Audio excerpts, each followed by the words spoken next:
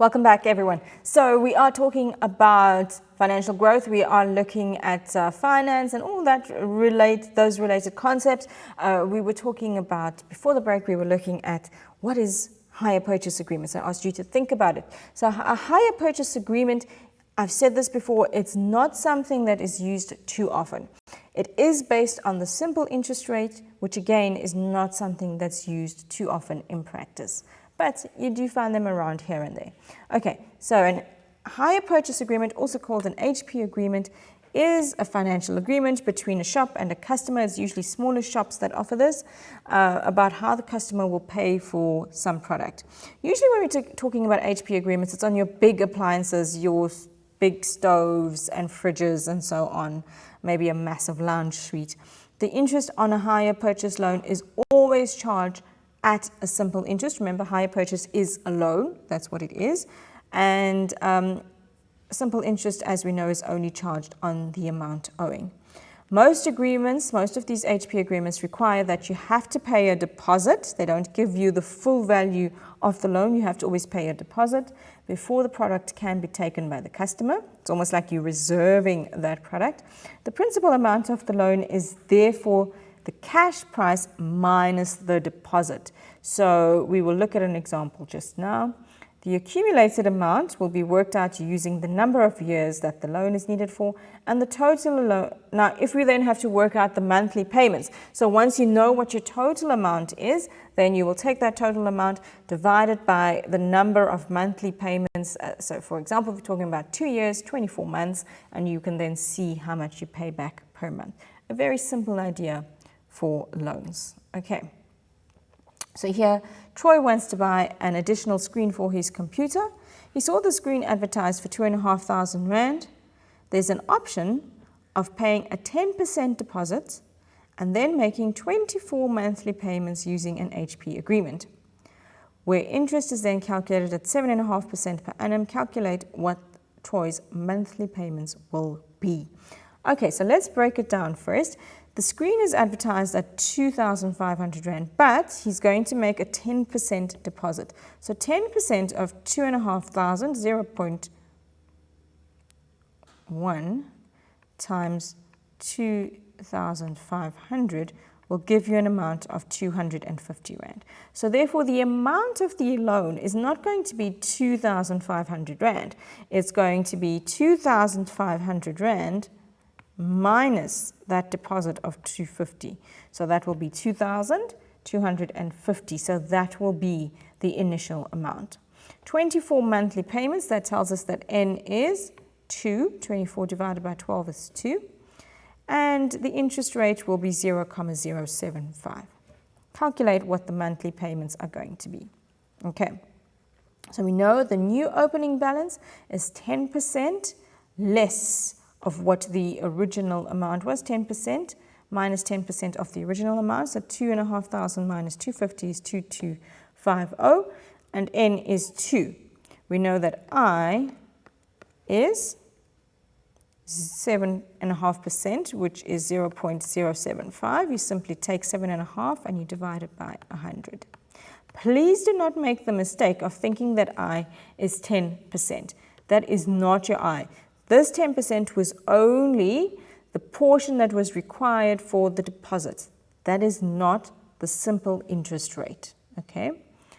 If they tell you it's a hire purchase agreement, of course, you already know it's simple interest. They don't need to tell you anywhere in the question that this is based on simple interest. You are expected to know that. So that means you're going to use the formula A is equal to P, where P is 2,250 into 1 plus I times N. And N here we said is 2. Okay. Let's get our calculator up. All right, so it's going to be 2,250 times 1 plus 0.075 times 2. And that gives us 2,587 Rand, 2,587 587 Rand, and there were how many cents there?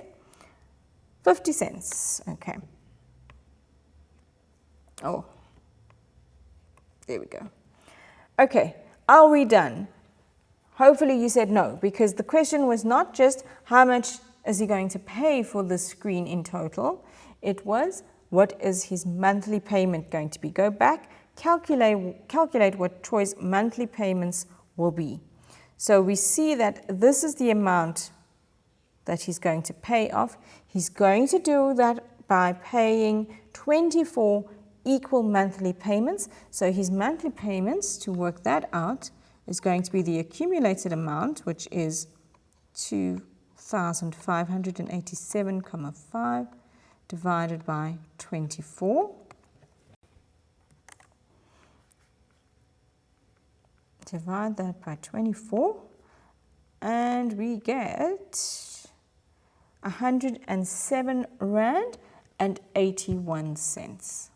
And you see, that's really why people use these higher purchase. What was it? 107 Rand and 81. And that's really why people use these higher purchase agreements, because you can see how small that monthly payment back can be. It's always obviously not the case. Depending on your interest rate, it can change. But some people find it convenient to use this. Credit is never a good idea, but sometimes we have no choice. Okay. All right, guys, let's have a look at the next question. This is question 4. In this question, Ali is investing 1,110 Rand into an account which pays out a lump sum at the end of 12 years. If he gets 1,642 Rand and 80 cents, what compound interest rate did the bank offer him? Give your answer correct to one decimal place. Okay, so once again we go through the process of listing down the variables. P is equal to 1,110 and N is equal to 12. A, the amount he gets out at the end, is 1642.8. And what are we looking for? We're looking for I. We don't know what I is. So it's just a matter of rearranging the compound interest formula to find the value that we are looking for. So we're going to take this, and in fact what you can do, an alternate way to do the question, instead of substituting straight away your variables, you can actually rearrange the formula first and then substitute your values in. So we know that we are looking for, what was it again? We're looking for I. So N was given, P was given, A was given. So I rearrange this formula, change the subject of the formula to find I. So to do that, I divide both sides by P. So I get A divided by P is equal to 1 plus I to the power of N. I see that I is still inside the bracket and it's raised to a power. So to get rid of that power, I need to take the nth root on both sides. Remember, a root of the same indice or exponent will negate that or reverse that power. So what I'm saying is take the nth root on both sides, which is the same as multiplying both sides by the power 1 over n. So what do we end up with? 1 plus I, I've just turned it over to the left-hand side, but it's the same equation, is equal to the nth root of A over P. And sometimes learners, this is where they battle the most, is changing the subject of the formula. So it might be a good idea for you to do this first, if it is something you struggle with. Therefore, I would be the nth root of A over P minus 1. Remember, to get your interest rate, you need to then multiply this by 100. Okay, so we're going to get the nth root. Remember, n was 12, so in fact, let's put it in. It's the 12th root of A was 1642.80. P was 1110 minus 1. Let's put that into our calculator. Okay, so we're looking for the, no, not the cube root. We want the nth root. Let's just find that there. There we go. Shift, and we're looking for that key. We want the 12th root of 1,000, what was the rest of this? Now, let's just go back and have a look. 1642.80, 1642, I left the 2 out there, 1642.80 divided by, in fact, let's use this one, 1110,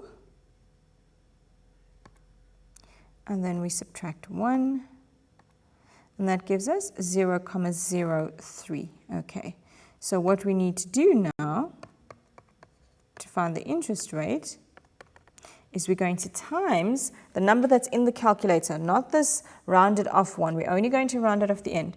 So this number we're going to times by 100 to find out what the interest rate is. So that multiplied by 100 gives me an answer of 3.32%.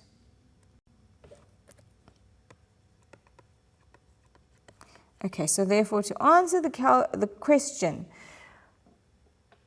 okay, they asked us to correct to 1 decimal place. Okay, so what we need to do to answer the question is to give our answer to 1 decimal place. We look at the 2, it's less than 5, so therefore my answer is just 3.3%. Okay, so what they want to know is what compound interest rate did the bank give him? They gave him 3.3%, so that he could get from 1642.80 from 1,110 to 1,642 Rand in a period of 12 years.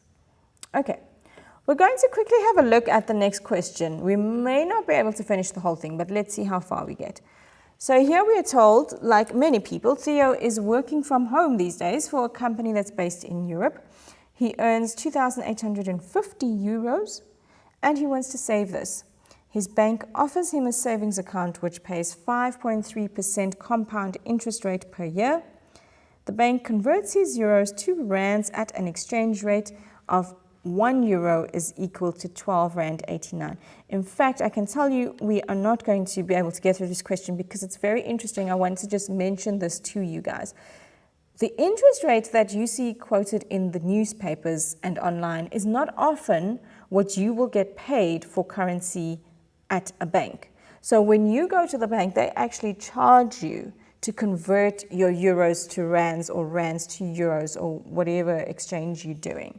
So if you see that you could perhaps get 1 euro is 11 Rand in the newspaper, when you go to the bank, they're going to charge you a fee so that you end up actually getting less euros or less rands out, depending on what the conversion is and what it is you're looking for, euros or rands. So just remember that.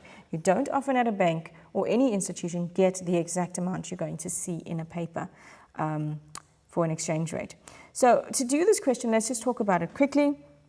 He earns that amount of euros. He wants to save this. There's 2 ways you can do it. Whether you do the saving with the euros first and then do the exchange rate at the end, it's fine. Or if you want to first convert the euros and then do the compound interest part, it's also fine. You can do either way and you will get the same answer. So the one way you could do it is take your 2,850 euros, convert that to rands. We'll times that by 12.89 to get the number of rands. His bank offers him an account which pays 5.3%. So what you're going to do is once you've converted your euros, you're then going to use the compound interest formula. So A is equal to P, so whatever your euros were. How do you work out your euros? Remember, just times the 12.89 by 2,850 euros, and that tells you what the total will be that you're investing. And the interest rate is 5.3%, so we use that as our interest rate. And we see that he's then going to invest it for 6 years.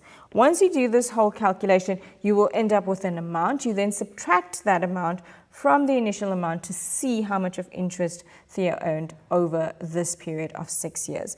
This is one for you to practice in your own time. That's all we've got time for, unfortunately. Until next time, guys, take care. I'll see you then.